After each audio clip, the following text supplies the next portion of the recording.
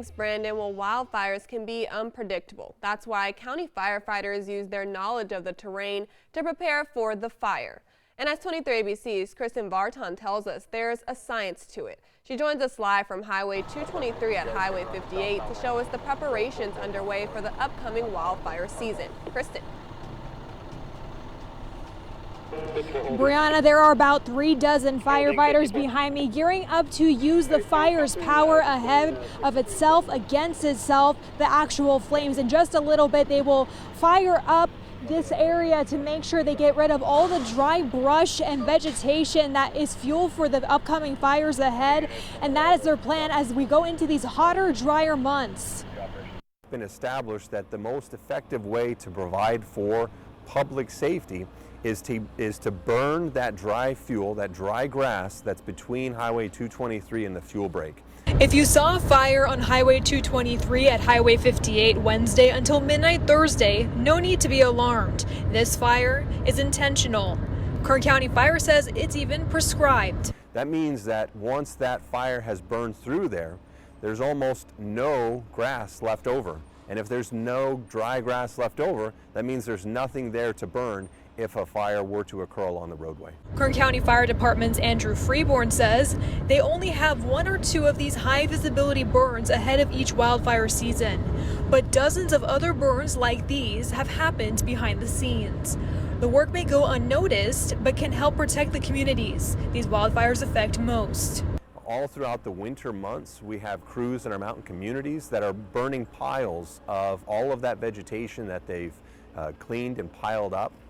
We're continuing with our heavy equipment all over the county to put in fuel breaks along our highways and around mountain communities. County investments leading to much needed equipment upgrades for KCFD. That's 4 additional fire engines, 10 thermal imaging cameras for 10 new fire engines, and a rescue hoist kit for heavy rescues.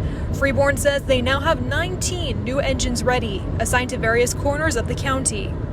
This as California Office of Emergency Services also prepares for the upcoming wildfire season. But Cal OES Fire and Rescue Chief Brian Marshall says the season is really year-round. Very little rain and snowfall this winter, and that is creating this extreme drought across the western United States.